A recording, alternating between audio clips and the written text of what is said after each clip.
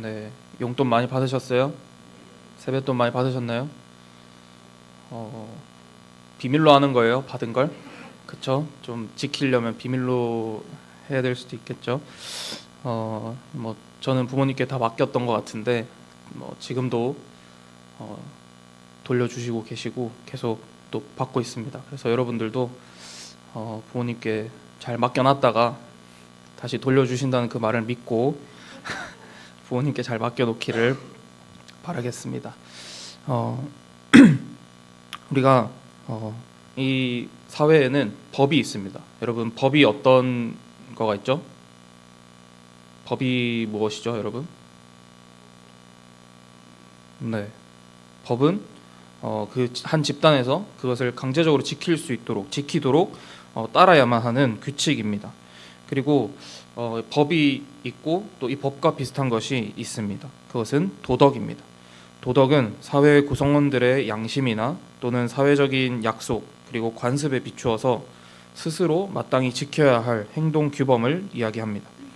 간단하게 정리를 하면 법은 강제적으로 정해진 규칙이고 도덕은 법에 비해서 자율적인 형태의 규칙이라고 할 수 있습니다. 그런데 이러한 법과 도덕은 이 세상에서 지키는 법과 도덕은 언제 누가 어디에서 행하느냐에 따라 다르게 적용될 수 있습니다.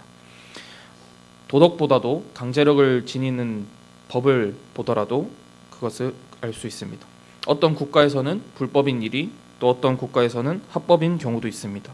그리고 옛날에는 합법이었지만 지금은 불법이 된 경우도 있습니다.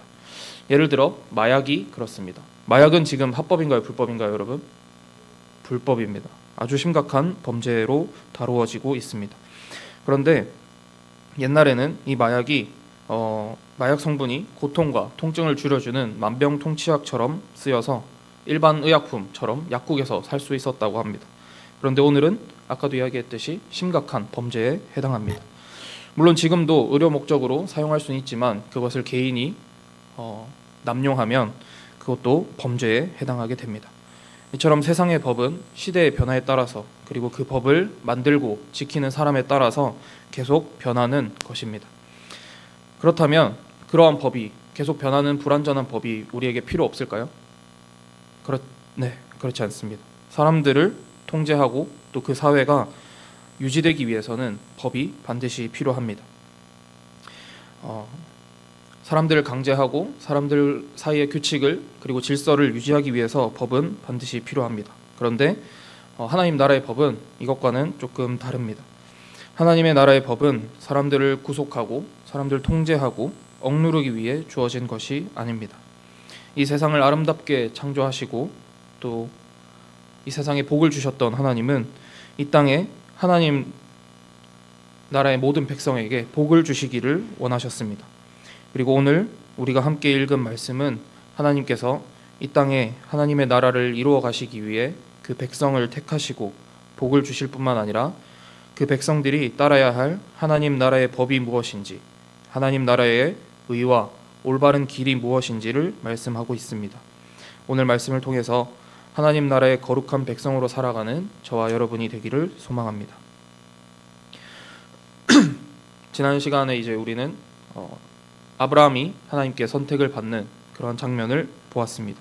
그리고 하나님의 말씀을 듣고 믿음을 선물로 받아서 가나안을 떠나 아브라함과 그 가족들이 이동하는 이야기를 살펴보았습니다. 하란을 떠났던 아브라함에게는 많은 일들이 있었습니다. 오늘 말씀 18장이기까지 많은 일들이 있었습니다. 이사 갔던 땅에 기근이 들어서 애굽에 갔을 때는 자신의 아내 사라 때문에 죽을까봐 사라를 여동생이라고 속이고 왕에게 준 적도 있었습니다. 그런데 하나님은 그 모든 상황을 아시고 아브라함과 사라의 가정을 보호하셔서 목숨도 건지고 재산도 더 늘어서 그 땅에서 나오게 되었습니다. 그리고 조카 룻과는 이제 서로가 가진 재산이 많아져서 사람들이 많아져서 서로 흩어져서 다른 지역을 정하여 떨어져 지내기로 결정하기도 하였습니다.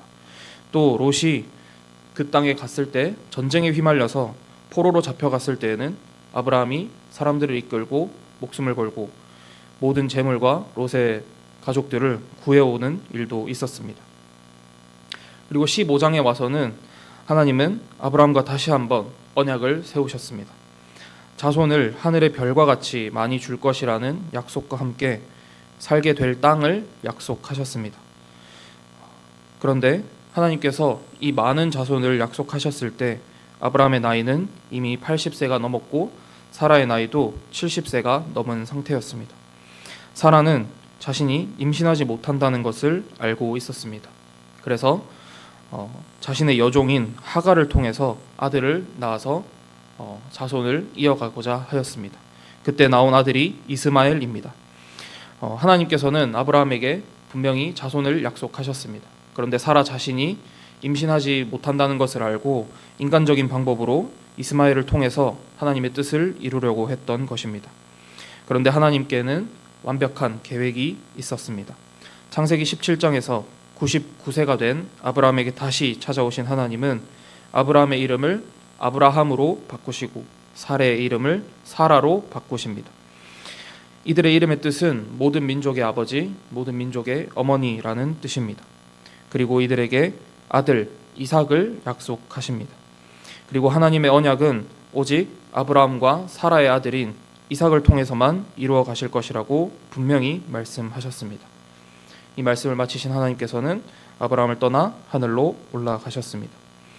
여기까지 보면 아브라함의 인생에서 짧은 순간이지만 여기까지 봤을 때 아브라함은 하나님의 말씀과 하나님의 그 약속을 듣고 믿어서 따라왔던 사람이었지만 또 하나님께서 그 분명한 약속을 또 주시기 전까지는 사람의 생각과 방법으로 행할 때도 있었다는 것입니다. 그러나 하나님은 결국 하나님의 계획대로 그를 인도해 가신다는 것을 우리는 알 수 있습니다. 오늘날 저와 여러분을 향한 하나님의 계획도 마찬가지입니다. 하나님은 우리를 향한 놀라운 계획을 가지고 계십니다. 하나님의 말씀을 따르며 그 인도하심을 의지하며 우리 매일의 삶을 하나님께 온전히 올려드리는 저와 여러분이 되기를 소망합니다. 이제 오늘 본문인 18장이 시작이 됩니다. 아브라함이 되고 또 하나님께서 말씀하신 그 언약의 증표로 할례를 모두 마친 후 하나님께서 다시 아브라함에게 나타나신 장면으로 18장이 시작됩니다. 1절과 2절 말씀을 함께 읽겠습니다. 1절 네, 시작. 여호와께서 마므레 상수리 나무들이 있는 곳에서 아브라함에게 나타나시니라. 눈을 들어 본즉 사람 셋이 맞은편에 서 있는지라. 그가 그들을 보자 곧 장막문에서 달려나가 영접하여 몸을 땅에 굽혀. 어느 날 하나님께서 천사들과 함께 아브라함을 찾아오셨습니다. 아브라함은 하나님과 천사들을 환영하며 정성스럽게 모셨습니다. 발을 씻을 물을 떠다주고 음식을 내어주고 기름진 송아지를 잡아 요리하여 대접하였습니다. 아브라함의 이러한 환대, 이 사람들을 환영하는 이 모습은 19장에 나오는 조카 롯의 모습과 비슷합니다. 19장에서 롯도 이 두 천사를 보자마자 집으로 영접하여 씻고 쉴 수 있도록 배려하며 음식을 내어주었습니다. 그런데 오늘 우리가 보았던 말씀에 나오는 소돔이라는 곳, 그리고 롯이 살던 그 소돔 땅의 사람들은 그러지 않았습니다. 그곳에 있던 사람들은 외부인들을 보았을 때 이렇게 행동합니다. 19장 4절과 5절 말씀입니다. 그들이 눕기 전에 그 성 사람 곧 소돔 백성들이 노소를 막론하고 원근에서 다 모여 그 집을 에워싸고 롯을 부르고 그에게 이르되 오늘 밤에 내게 온 사람들이 어디 있느냐 이끌어내라 우리가 그들을 상관하리라. 이 말씀은 지금 개역 개정으로 우리가 보는 말씀입니다. 근데 이렇게만 보아서는 어떤 일이 있었는지, 큰 문제가 있는지 쉽게 와닿지 않습니다. 그래서 우리가 쉬운 성경으로 한번 이 말씀을 보면 그 의미가 더 와닿습니다. 우리 쉬운 성경으로 함께 읽어보겠습니다. 시작. 그들이 잠자리에 들기 전 소돔 성의 온 마을에서 남자들이 몰려와 롯의 집을 에워쌌습니다. 그 가운데에는 젊은이도 있었고 노인도 있었습니다. 그들이 롯에게 소리쳤습니다. 오늘 밤 너에게 온 사람들이 어디에 있느냐? 그들을 우리에게 끌어내라. 그들을 욕보여야겠다. 어떻습니까? 좀 더 느낌이 오나요? 롯의 집에 몰려왔던 사람들은 다 남자였습니다. 소돔 땅에 사는 남자였습니다. 그리고 그들이 롯의 집에 찾아온 목적은 롯의 집에 온 손님들을 욕보이려는 것입니다. 4절에 나오는 5절에 나오는 상관하다라는 단어는 우리가 그 사람을 알기 원한다라는 뜻도 있지만 그 사람들과 성관계를 가지겠다라는 뜻을 가지고 있습니다. 이 말씀은 다시 한번 이야기하면 소돔에 있는 남자들 중에는 동성애를 하는 사람들이 있었다는 것입니다. 동성애는 하나님 앞에 큰 죄입니다. 하나님께서는 이 땅을 만드실 때 남자와 여자를 만드시고 그들을 한 몸이 되게 하셨습니다. 그리고 그것을 창조의 질서로 세우셨습니다. 그런데 사람들은 그 전에 사람들이 계속했듯이 또다시 하나님의 말씀을, 하나님의 명령을 불순종하는 죄를 짓고 있는 것입니다. 하나님의 창조의 질서를 무너뜨리는 죄를 짓고 있었습니다. 또 이러한 소돔 백성들의 모습은 하나님 나라의 백성들이 보여주어야 할 환영과 환대, 그리고 한 몸된 형제를 대하는 모습과는 정반대의 모습입니다. 하나님 나라의 형제의 모습은 서로를 욕보이는 것이 아니라, 서로를 미워하는 것이 아니라 서로를 보살피고 돕는 것입니다. 그리고 하나님께서는 성경을 통하여서 우리들에게 내 이웃을 내 몸과 같이 사랑하라고 말씀하셨습니다. 그리고 예수님은 이 땅에 오셔서 새 계명을 주시며 내가 너희를 사랑한 것 같이 서로를 사랑하라고 명령하셨습니다. 하나님과 예수님의 이 명령 어디에도 형제가 욕보이게 하는 모습은 있지 않습니다. 우리의 옆에 앉아 있는 친구들, 그리고 우리가 만나는 모든 사람들을 우리는 사랑해야 합니다. 우리 한 명 한 명이 교회로 모인, 특별히 우리 교회로 모인 우리 한 명 한 명이 서로의 지체, 서로의 몸임을 기억하고 서로 힘써 사랑하기를 소망합니다. 이제 하나님은 다시 한번 아브라함에게 약속을 주십니다. 이번에는 더 구체적으로 약속하셨습니다. 내년 이맘때라고 하는 시기를 구체적인 시기를 알려주셨고 아들을 약속하셨습니다. 그런데 이때 아브라함의 나이는 99세였습니다. 그리고 사라의 나이도 90세가 넘는 나이였습니다. 그래서 장막 밖에서 그 천사들이 하는 말을 듣던 사라는 속으로 웃었습니다. 그런데 하나님께서는 분명히 말씀하십니다. 하나님께 능하지 못한 일이 없다고 말씀하시고 기한이 이르면 다시 돌아오겠다고 말씀하셨습니다. 그렇게 말씀하시고 떠나는 것으로 오늘 말씀은 시작합니다. 하나님은 이제 소돔으로 향하시며 그곳의 죄악을 보시고 심판하는 길을 떠나려고 합니다. 그런데 하나님께서는 떠나시면서 이런 생각을 하십니다. 17절 말씀입니다. 여호와께서 이르시되 내가 하려는 것을 아브라함에게 숨기겠느냐. 이 말씀을 통해서 하나님께서 아브라함에게 앞으로 하나님께서 하실 일을 말씀해 주시려고 한다는 것을 알 수 있습니다. 전능하신 하나님께서 앞으로 하나님께서 하실 일들을 사람에게 하나하나 다 말씀하실 필요가 있을까요? 굳이 우리가 생각할 때 굳이 말할 필요가 없지 않을까라고 생각할 수도 있습니다. 그리고 그 일이 더욱이 죄악이 가득한 그 땅을 심판하는 일이라면 굳이 아브라함에게 말하지 않아도 하나님은 능히 그 땅을 심판하실 수 있고 심판할 그런 권세가 있는 분입니다. 그런데 하나님은 사람에게 그 하나님의 일을 말해 주려고 하는 것입니다. 사실 우리 인간은 하나님의 일을 다 알 수 없습니다. 오직 하나님께서 말씀해 주셔야지만 그 하나님의 일을 알 수 있습니다. 그것이 성경의 구약과 신약 시대에는 하나님의 음성과 예수님의 말씀이었습니다. 그리고 오늘 우리가 살아가는 이 시대에는 기록된 성경의 말씀입니다. 그런데 하나님께서는 이 비밀을, 하나님이 하시려는 이 일을 왜 아브라함에게 숨기지 않겠다고 말씀하셨을까요? 18절과 19절에 그 이유가 나옵니다. 18절과 19절 말씀을 함께 읽겠습니다. 시작. 아브라함은 강대한 나라가 되고 천하 만민은 그로 말미암아 복을 받게 될 것이 아니냐. 내가 그로 그 자식과 건속에게 명하여 그를 택하였나니 이는 나 여호와가 아브라함에게 대하여 한 말을 이루려 함이니라.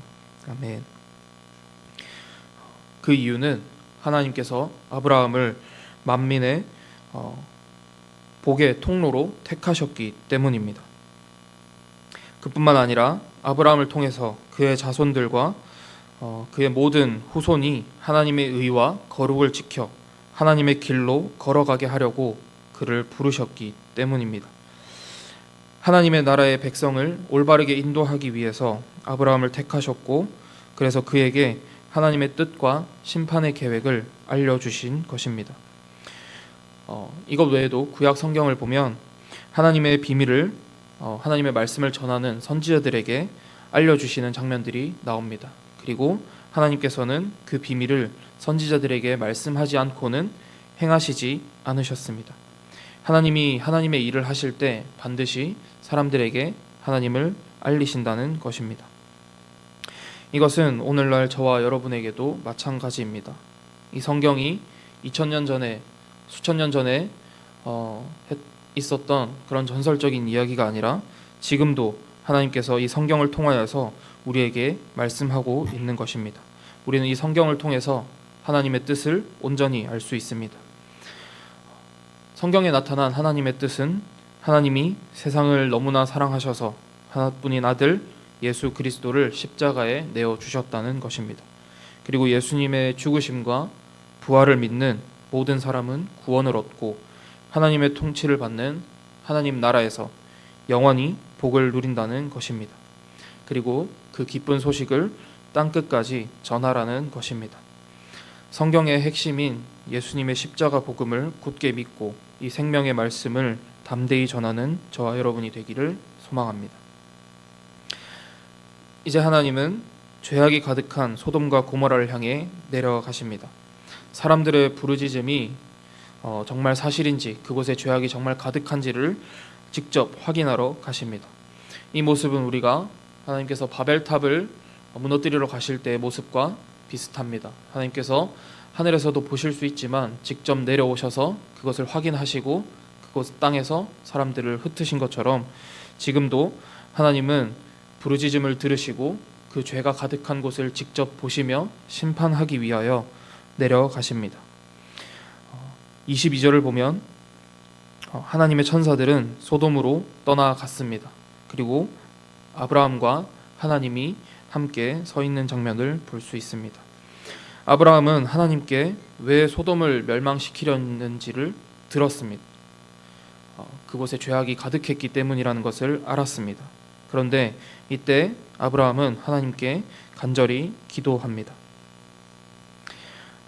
의인을 악인과 함께 죽이는 것이 부당하기 때문에 의인을 살리는 정의를 베풀어 달라고 기도합니다. 그래서 그 땅에 그곳에 50명의 의인이 있다면 그곳을 멸망시키지 말아달라고 이야기합니다. 하나님께서는 그렇게 하겠다라고 말씀하셨습니다. 그런데 오늘 우리가 함께 읽진 않았지만 그 뒤에 아브라함의 기도가 계속됩니다. 만약에 그곳에 45명의 의인이 있다면, 그리고 40명의 의인이 있다면, 30명, 20명, 또 10명의 의인이 있다면 그곳을 멸망시키지 말라고 이야기를 합니다. 그것이 하나님께서 베푸시는 자비와 은혜, 정의라는 것을 아브라함이 알았기 때문입니다. 하나님은 계속해서 말씀하십니다. 그래, 그곳에 45명, 30명, 20명, 10명만 있어도 내가 그곳을 멸망시키지 않겠다고 말씀하십니다. 이것은 하나님께서 죄를 가볍게 여기셔서 그런 것이 아닙니다. 하나님은 죄에 대해서는 분명히 심판하시는 분입니다. 우리가 그것을 아담의 범죄에서도 보았고, 그리고 바벨탑을 짓는 사람들의 모습에서도 보았었습니다. 그리고 홍수가 일어나기 전 사람들의 죄악을 보시고 하나님께서 한탄하시며 세상을 물로 심판하시는 모습을 보았습니다. 하나님은 죄를 반드시 심판하시는 공의로우신 분입니다. 그러나 동시에 하나님은 그곳에 단 10명의 의인만 있어도 그곳에 은혜와 자비를 베풀기를 원하시는 사랑의 하나님입니다. 아브라함은 바로 그 하나님의 긍휼, 하나님의 은혜와 자비에 의지하여 하나님께 기도한 것입니다. 우리가 오늘 살아가고 있는 이 땅도 마찬가지입니다. 이 세상이 하나님의 뜻을 거스르고 창조의 질서를 무너뜨리려 하는 그런 모습들이 너무나 많이 있습니다. 그런데도 하나님께서 이 땅을 향한 심판을 참으시며 또 기다리시는 이유는 이 땅에 하나님께서 택하신 백성들이 있기 때문입니다. 하나님이 사용하시는 기도의 사람들이 있기 때문입니다. 저는 그 사람이 바로 여러분이 되기를 소망합니다. 우리가 학교에서 누가 보지 않아도 아무도 알아주지 않아도 정직하게 행동하고 또 소외된 친구들을 돌아보며 그들을 따뜻하게 대하는 것, 이것이 하나님의 의를 따르고 하나님의 공의를 실천하며 하나님의 길을 따라가는 제자의 모습인 줄 믿습니다. 그러나 성경 말씀에 보면 소돔은 결국 의인 10명이 없어서 멸망하고 말았습니다. 그러나 하나님은 의인을 악인과 함께 멸망시키지 않겠다는 약속을 지키셨습니다. 심판의 그 불길 속에서 롯과 그의 가족들을 건져 주셨습니다. 19장 29절은 이렇게 말씀합니다. 하나님이 그 지역의 성을 멸하실 때 하나님이 아브라함을 생각하사 롯을 그 엎으시는 중에 내보내셨더라. 롯이 구원을 받았습니다. 롯이 멸망하는 중에 구원을 받았습니다. 그런데 롯의 그 구원은 롯 자신이 완벽하게 의로워서가 아니었습니다. 그것은 아브라함의 간절한 기도에 대한 하나님의 응답이었습니다. 하나님께서 소돔을 멸하실 때 롯을 살려주신 것은 천하 만민이 너로 말미암아 복을 받을 것이다 라는 아브라함에게 주셨던 그 언약이 성취되는 순간이었습니다. 여러분은 속해 있는 그곳에서 어떤 사람입니까? 여러분을 통해서 누군가가 살아나는 복의 통로로 살아가기를 소망하십니까? 우리 모두가 그렇게 되기를 서로를 위하여 기도하고 또 늘 중보하는 그런 사람이 되기를 소망합니다. 이제 말씀을 정리하도록 하겠습니다. 하나님은 아브라함을 통해서 크고 강한 나라를 세우시고 모든 민족이 그로 말미암아 복을 받게 하실 것이라는 놀라운 계획을 가지고 계셨습니다. 하나님께서 하나님의 나라를 통치하시는 원리와 법은 바로 하나님의 의와 정의입니다. 모든 백성이 그 의를 배우고 하나님의 길을 걸어가라고 하는 것이 하나님 나라의 백성이 지켜야 할 법입니다. 그리고 하나님이 가르쳐 주신 그 의와 정의, 그 의와 법의 핵심은 바로 사랑입니다. 하나님께서 이스라엘 백성에게 주신 십계명도 그것을 담고 있습니다. 하나님의 사랑, 하나님 사랑과 이웃 사랑을 담고 있습니다. 하나님 나라의 백성은 마땅히 하나님을 사랑하고 이웃을 사랑해야만 합니다. 그리고 우리가 기억해야 할 것은 하나님은 죄를 멀리서 바라만 보고 계신 분이 아니라는 사실입니다. 늘 우리 곁에 함께 계시며 죄악으로 고통받는 사람들의 부르짖음을 들으시고 그것을 하나님께서 심판하시는 분입니다. 하나님은 아브라함과 그 자손이 하나님의 의와 도를 지켜 행하면 대대로 복을 받을 것이라고 약속하셨습니다. 아브라함은 하나님의 이 의가 실현되기를 원했고 소돔을 위하여서 간절히 기도했습니다. 의인들이 악인들과 함께 멸망하지 않도록 하나님의 공의로운 심판을 위하여 기도한 것입니다. 이 사건을 통해서 이 일을 들을 이스라엘 백성들은 하나님이 얼마나 의로운 분이신지 그리고 하나님께서 택하신 의로운 한 사람을 통해서 어떻게 이 땅을 이끌어 가시는지를 깨달았을 것입니다. 우리도 오늘 말씀을 통해서 하나님께서 택하신 의인 한 사람 아브라함을 택하셔서 그들을 통하여서 모든 민족이 복을 받게 하는 복의 통로로 사용하신 것처럼 저와 여러분이 여러분이 있는 곳에 하나님께서 부르신, 하나님께서 택하신 복의 통로로 살아가기를 소망합니다. 하나님은 모든 민족이 복을 받기를 원하셨습니다. 모든 민족이 복을 받기를 원하시는 이 마음은 처음 아담과 하와를 창조하셨을 때부터 예수님께서 이 땅에 십자가를 지시고 죽으시고 부활하신 후에 교회가 세워지고 또 하나님의 나라를 전하는 제자들이 이 땅 끝까지 그 말씀을 전하는 그 순간까지도 계속되었던 마음입니다.